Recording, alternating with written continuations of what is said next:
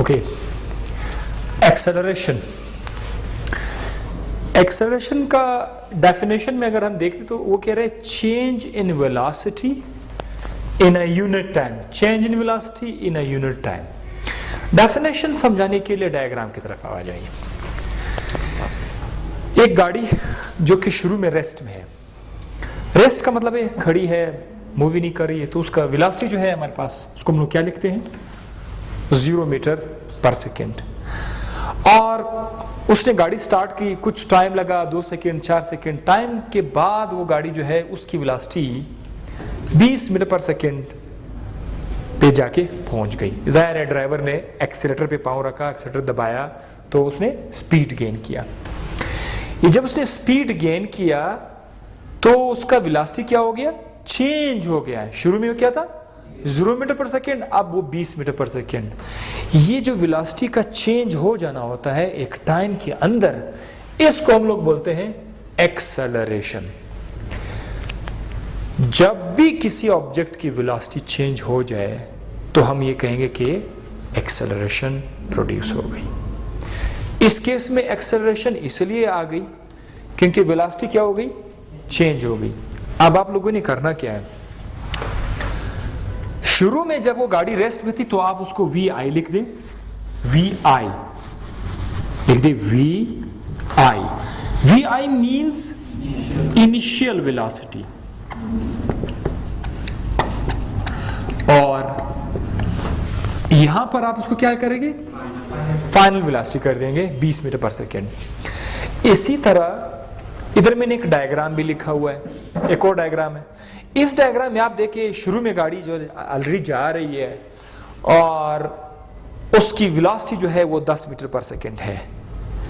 किताब में इनिशियल लफ्ज लिखा नहीं जाता, लोग लिखते नहीं अक्सर, तो हम खुद समझेंगे कि ये आपका इनिशियल वेलोसिटी है, सो इसको लेंगे VI।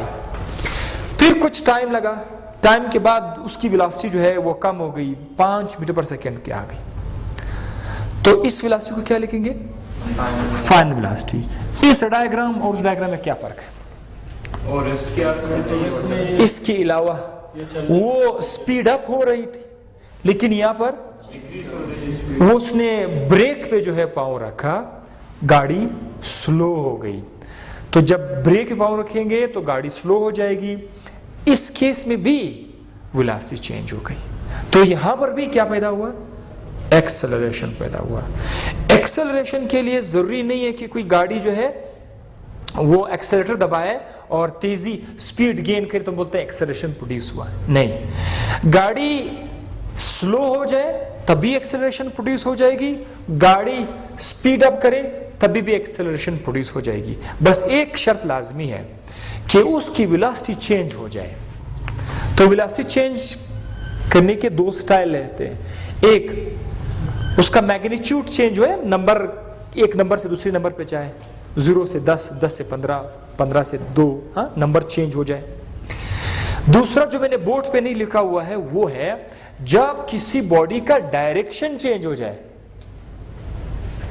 डायरेक्शन चेंज हो जाएगा तो वेलोसिटी क्या होगी, चेंज होगी। वेलोसिटी तो डायरेक्शन का मोहताज है ना। एक बॉडी एक तरफ जा रहा है, एक डायरेक्शन में जा रहा है, एकदम से उसने अपना डायरेक्शन क्या कर दिया, चेंज कर दिया। Direction change, velocity change. क्यों, जब एक सेंथ में जा रहा है आपका डायरेक्शन भी तो वही है, जब आपने अपना डायरेक्शन चेंज कर दिया तो आपने वेलोसिटी चेंज कर दी। माय डियर स्टूडेंट्स, इस वक्त भी एक्सेलरेशन क्या हो जाती है, प्रोड्यूस हो जाती है, दोनों सूरतों में। सो बहरहाल इस केस में एक पॉजिटिव एक्सेलरेशन का डायग्राम है, अगर वो स्पीड गेन कर रहा है, और अगर वो स्लो हो रहा है तो फिर उसको क्या कहेंगे, नेगेटिव एक्सेलरेशन। नेगेटिव एक्सेलरेशन को डिसेलरेशन भी बोलते हैं।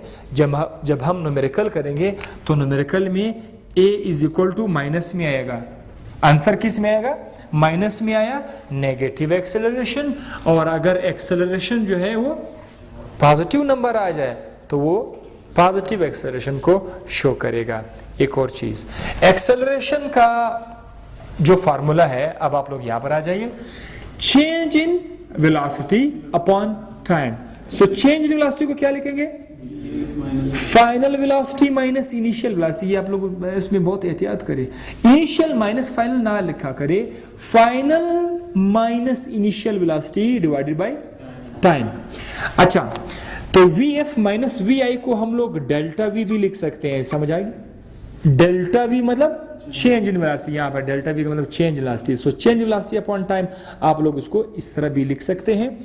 यहाँ पर बात करते हैं यूनिट का, तो एक्सेलरेशन का यूनिट क्या है, वेलोसिटी का यूनिट क्या है, चीज है मीटर पर सेकेंड, टाइम का यूनिट क्या है, तो ये मीटर पर सेकेंड अपॉन सेकेंड। अगर इस सेकेंड को ऊपर ले जाऊं तो ये बनेगा -1 मीटर पर सेकेंड मल्टीप्लाई बाय पर सेकेंड। जब -1 आपस से मल्टीप्लाई करेंगे तो बनेगा -2 मीटर पर सेकेंड स्क्वायर। ये एक्सेलरेशन का यूनिट है। इसके साथ ही एक्सेलरेशन का यहाँ तक खत्म करेंगे।